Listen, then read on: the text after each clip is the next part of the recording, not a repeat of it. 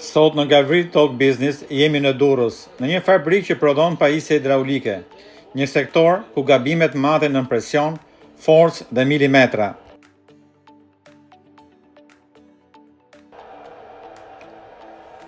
Pyetja që kemi është, si vendos dikush të investojë në një industri të rëndë në Shqipëri? Çfarë shikon një sipërmarrës që të tjerët nuk e shikojnë?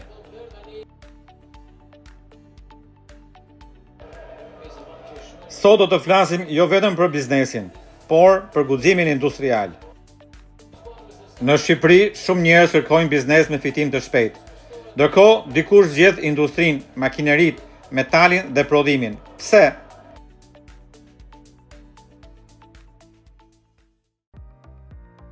A është e mundur që Shqipëria të bëhet një vend prodhues, apo do të mbetemi një ekonomi e konsumit? Si mund të rrisim vlerën e përfituar nga ekonomia globale? Këto pyetje dhe të tjera ndiqeni në intervistën me drejtorin ekzekutiv të Onsi dhe Plus, zotin Erion Bardhi. Onsi dhe Plus është një sipërmarrje e ndihmuar nga programi italo-shqiptar për ndërmarrjet e vogla dhe të mesme. Mirëdita, sot kemi ardhur në një fabrikë që prodhon produkte hidraulike për eksport, dhe kryesisht në Europë dhe në vende të tjera. Është një biznes shumë interesant. Kur mendojmë për biznes në Shqipëri, gjithmonë mendojmë që flasim për tregti, për kafene, për turizëm, ndërtim, po ja që ka dhe një Shqipëri tjetër. Një Shqipëri e cila prodhon industri të sofistikuar për tregje europiane, që eksporton jo vetëm produkte, por dhe dije mekanike. Është një kënaqësi që në episodin e radhës në Gavrit Talk Business të flasim sot me drejtorin ekzekutiv të kompanisë Onsi Plus. Ju të doja të dija emrin. Erion Bardhi. Do ta filloj kryesisht me një pyetje shumë të thjeshtë. Kush është historia e kësaj sipërmarrjeje? Si vendosën sipërmarrësit e kësaj fabrike të hedhin kapitalin e tyre në një industri të sofistikuar?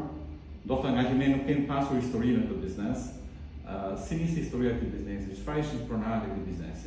Themeluar nga zoti Aristotel Çelo, operoi nga dy djemtë e tij, Oresti dhe Endri. Dhe Oresti dhe Endri hasnin vështirësi vazhdimisht në furnizimin e tubave polipropilen nga importi, dhe duke lindur nga kjo gjë, domethënë, duke lindur ky lloj problemi, atëherë ato e zgjidhën duke investuar dhe duke krijuar një kompani të re, e cila jo vetëm do të prodhonte tubat për Shqipërinë, për tregun dhe për nevojat e tyre në kompaninë monetare, por gjithashtu do të shërbente edhe për shitje në tregun italian.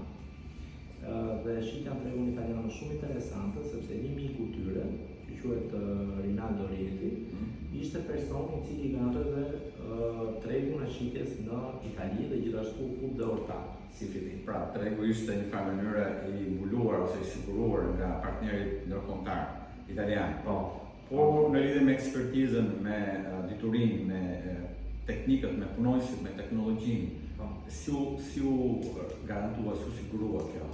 Atëherë, kjo lloj know-how në themi është siguruar përmes dijeve dhe përmes burimeve të brendshme kryesisht, që do të thotë persona të cilët janë personeli i cili është i vjetër i fabrikës, ka patur një eksperiencë më parshme në plastik, por në mënyrë të tërthorë në biznesin tonë, të drejtë për drejtë. Dhe gjithashtu një pjesë e tyre janë të ndërtuar self-made dhe themi, janë ndërtuar këtu së brendshmi, në kuptimin që kanë marrë trajnime të vazhdueshme si në Itali, nëpërmjet prodhuesve të makinerive, por gjithashtu dhe nga eksperjenca e tyre ditore, por dhe nga një uri që kanë pasur në shkollat për kace. Ne kemi një staf prej 42 personash, dhe normalisht kur ka filluar aktiviteti ka qenë një staf prej 10-15 personash si fillim. Ka qenë vetëm një makineri e cila ka qenë një makineri italiane që prodhonte tubat, ka qenë 4 makineri injeksioni, po pra prodhim italian, të gjitha ishin prodhime italiane. Dhe më pas nga një makineri u bën 3, tek ekstruderat, tek prodhime. Sa vite përpara duhet fjalë? Këtu bëhet fjalë para 12 vitesh. 12 vitesh. Po. Në këto 12 vite, si është rritja ekonomike e kompanisë e biznesit? Në këto 12 vite rritja është në hapa goxha të mëdhenj, domethënë unë do bëj një krahasim nga viti 3-4, që në kemi ta marrë si referencë, dhe nga viti 3-4 është 300% rritja e kompanisë. Dhe gjithashtu investimi në makineri është po prapë 300%. Ky investim, kjo rritje shkon në përputhje me investimin. Në një industri të tillë nuk është e lehtë të bësh biznes, natyrisht. Për të gjithë flenë, sipërmarrësit dhe juve zakonisht nuk fleni. Kush janë momentet më të vështira të kësaj sipërmarrje që keni mendoni tani, keni kaluar me sukses? Momentet më të vështira kryesisht lidhen me pjesën e fillimit, me pjesën e know-how, me pjesën e stabilizimit kostove, me pjesën e stabilizimit të tregeve të shitjes, dhe ditët e para dhe muajt e parë kanë qenë muaj konfigues për aktivitetin. Më pas ka kaluar kjo periudhë, më pas ndodhet lidhet edhe me krizat botërore le të themi të tipit Covid apo pjesë të tjera. Luhatit e tregut. Luhatit e tregut, të cilat lidhen, por kryesisht kompania ja ka dalë në bankë sepse ka pasur dy lokomotiva që janë kompania mëmë që bën shitjen dhe distribuimin në Shqipëri, gjithashtu dhe tregu italian, i cili ka qenë gjithmonë që e ka mirëpritur produktin shqiptar, e ka akseptuar dhe ka qenë një ndihmë, ka qenë një lidhje, një simbiozë e cila ka vazhduar me vite. Ne kemi një klient në Itali i cili ka 12 vite dhe është klienti kryesor në Itali. Ju tani keni rritur investimin në makineri dhe teknologji dhe kjo është shumë e rëndësishme, por për këtë besoj që kanë interesuar edhe kredit ndihmët financiare të bankave.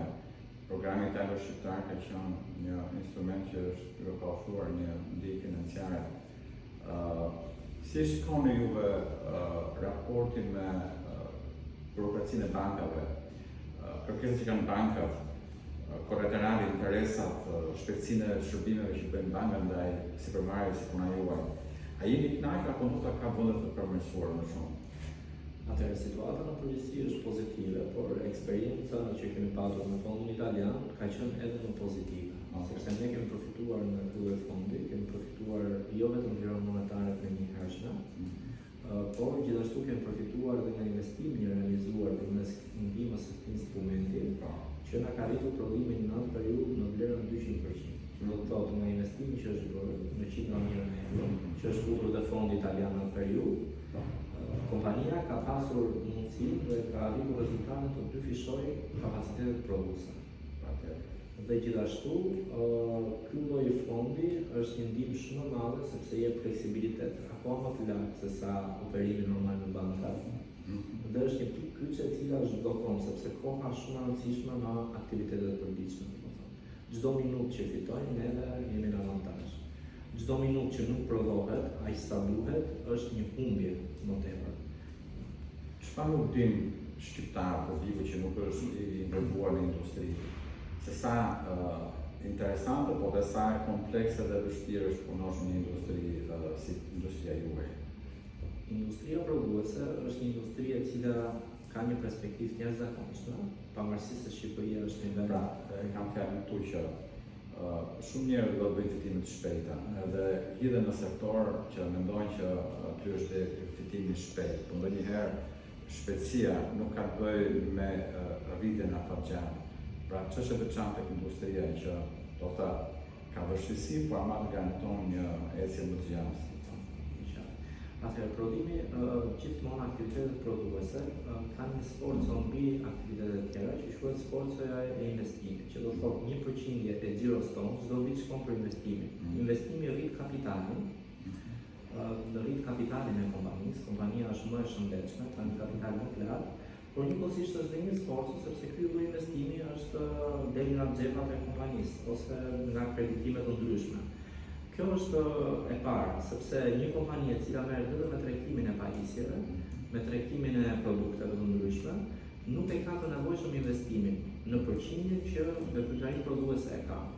Pikërisht ky investim është që krijon një satisfaksion shumë të madh shpirtëror dhe ky investim krijon një satisfaksion edhe monetar, sepse arrin që të bësh xhiro më shumë, arrin që të bësh më shumë numra. Pra, nëse ne marrim zinxhirin e vlerës një produkti të caktuar i cili shitet një treg caktuar, pra këtu futet prodhuesi, futet furnitori lëndëspar, prodhuesi dhe marketingu dhe ai që merret në distribucion.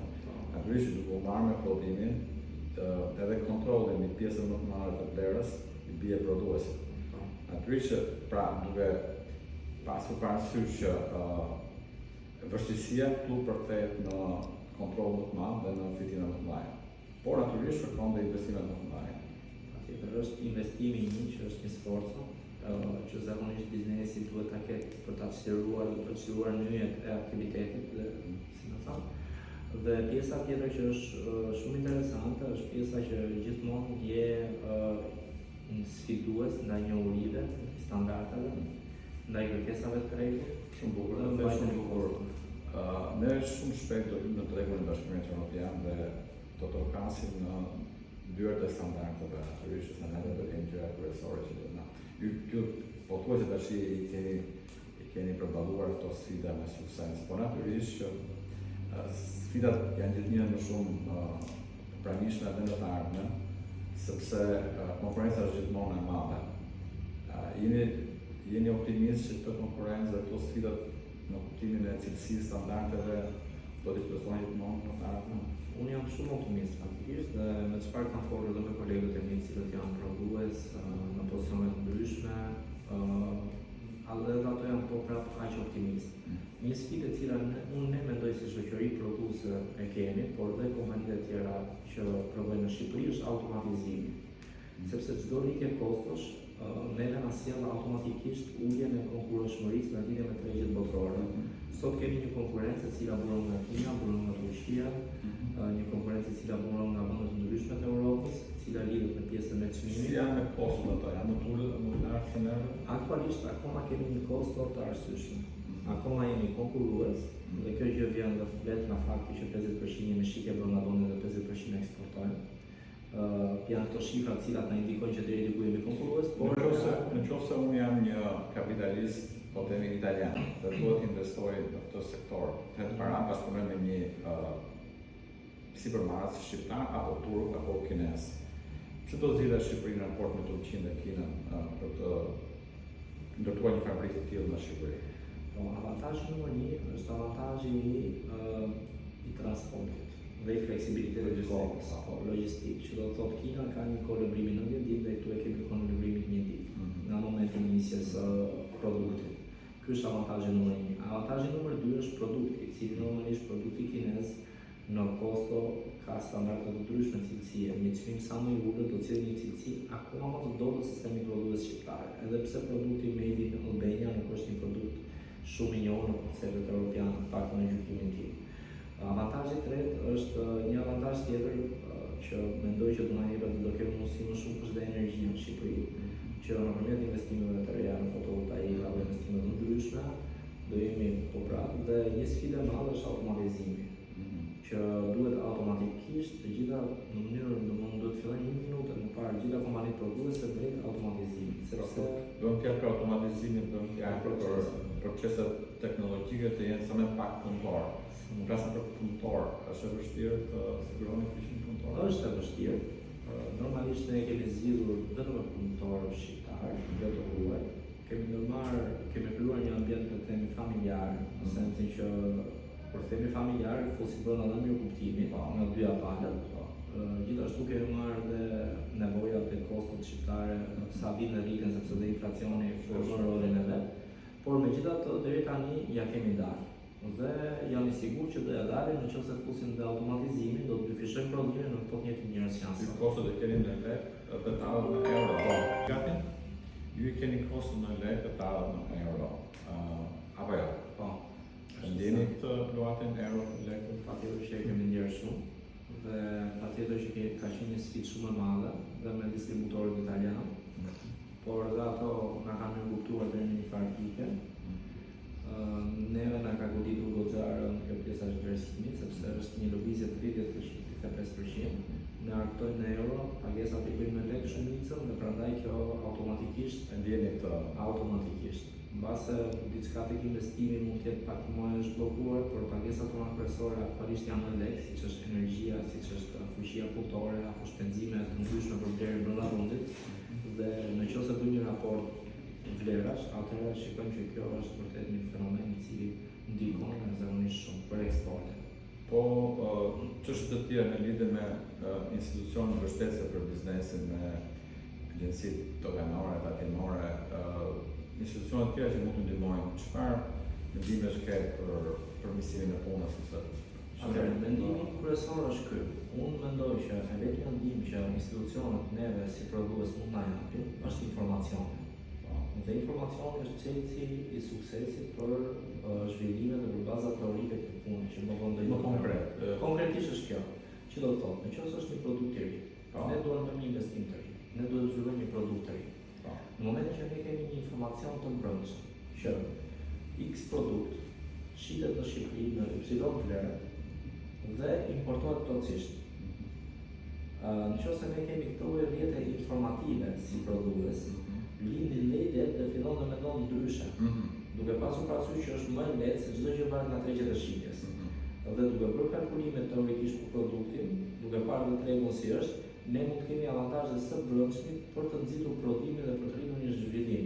Dhe kjo gjë nuk ndodhet te ne. Mendoj duhet të jetë për gjithë, që gjithë nëse bën share një informacioni të përgjithshëm që X produkt importohet në Y vlerë dhe cilësia nuk është dhe Shqipëria ka potencial për ta zhvilluar, ajo është mënyra kyçe e cila sjell shumë lek. Ne jemi brenda një kompanie dhe nëse menaxherët e shitjes dhe agentët e shitjes takohen çdo javë dhe shkëmbejnë informacion për një treg i cili është përballë te rruga, zhvillimi ndodh shumë më shpejt.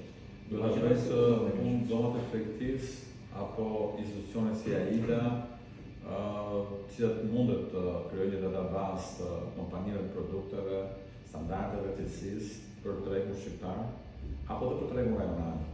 Mendoj që këto lloj statistikash nga ato institucione që sapo përmendohet, edhe nga Ministria, do ishin fantastike, sepse ne për të bërë një punë çdo gjë lidhur me statistikën, me vlerën, me kostin, aty fillon çdo gjë.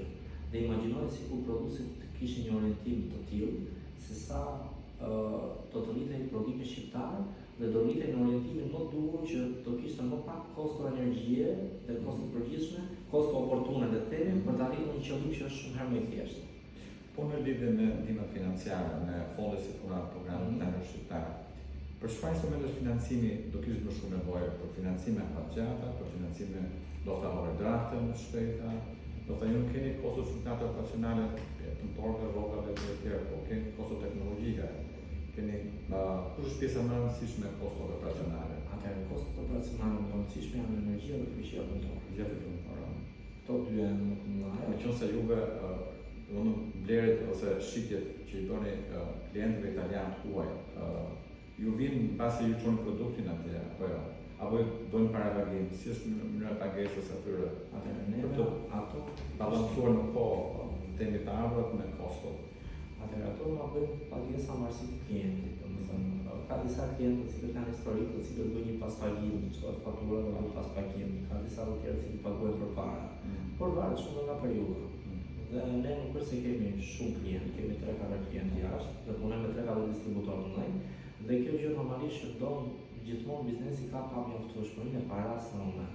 Se gjithmonë do duhen është nevojë management patjetër. Kështu ju mund të keni nevojë për financa të shkurtra. Patjetër që po. Përveç edhe për investime në të ardhmen. Investimi kryesor që ne i shëm sot është automatizimi. Ne duhet të modernizojmë një paketin, por automatizimi është pika kyçe e cila dyfishon prodhimin nëpërmjet një investimi, nuk ka nevojë për fuqi punëtore dhe arrin qëllim shumë të shpejtë, domethënë.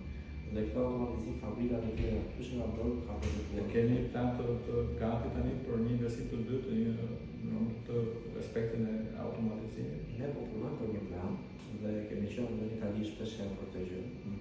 Dhe po studiojmë disa kompani të cilat janë italiane dhe jo vetëm për të arritur një qëllim.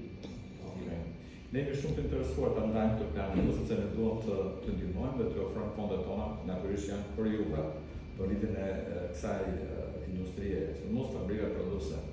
A mendoni që Shqipëria, siç është rasti juaj, mund të ngrejë më shumë biznesin në fushën e industrisë prodhuese, ta bëhet një vend ku të lëvizojnë industritë prodhuese në vend të konsumit dhe bizneseve fushën tregtisë e turizmit? A mundet apo ka vështirësi në këtë aspekt? Si mendon përgjithësinë kur ka biznesin tuaj? Atëherë unë mendoj kështu, unë mendoj që sektori personal në Shqipëri normalisht nuk mund të jetë prodhimi për shumë faktorë, mendoj unë. Por prodhimi mund të jetë një nga faktorët më kryesorë dhe mund të jetë një lidhje e shumë kompanive të ngjashme si ne të suksesshme, të cilat do jepin goxha energji ekonomike. Unë do të lutesha se kur prodhimi të ishte e para, por siç e shoh në optikën time nuk mendoj që prodhimi do të jetë e para, por ama do të ishte më suksesshme se ç'është në momentin që janë këto lloj informacione dhe në momentin që janë këto lloj, sepse njerëzit mendojnë që po investojnë shumë në sektor të cilët po bombardohen në investimi dhe ndërkohë kthimi mbrapsht parave nuk do ta kenë. Është madh sepse po shkojnë 10 veta në të njëjtin drejtim dhe po krijojnë trafik. Ndërkohë që ka ngelur një trafik tjetër, ka ngelur një rrugë tjetër bosh, e cila ka nevojë të paktën për 2-3 persona. Dhe kjo rrugë mendoj që është prodhimi. Një avantazh është pjesa, unë po them avantazhe dhe dezavantazhe. Avantazh mund të jetë energjia, nëse do qeveria investon, mund të jetë një avantazh goxha i madh.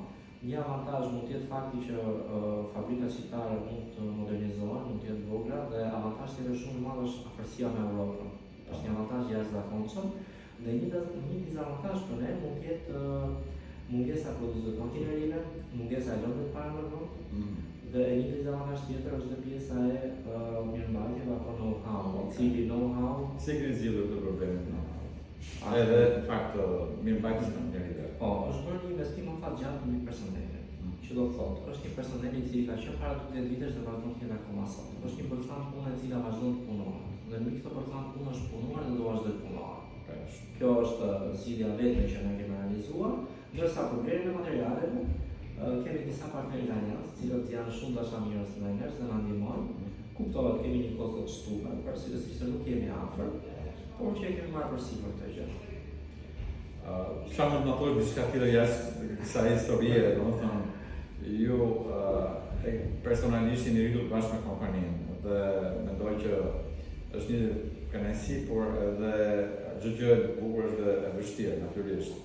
Ne të falenderojmë për historinë, falenderojmë për sinqeritetin dhe për guximin në fushën e kësaj industrie.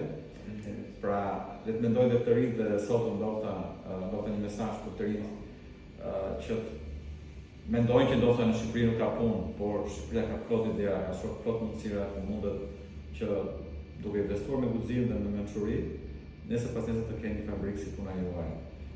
Ju falenderoj dhe shpresoj që ne të njohim planin tuaj për të bashkëpunuar në fushën e